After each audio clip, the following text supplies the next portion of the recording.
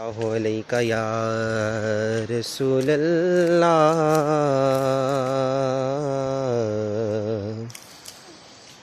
वसल्लमु अलैका या हबीबल्लाह।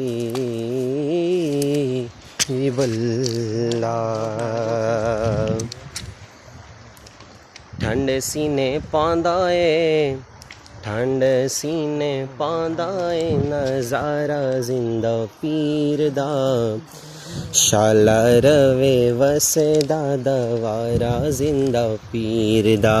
ठंड सीने पांदा ए, नज़ारा जिंदा पीर दा, शाला रवे वसदा दवारा जिंदा पीर दा।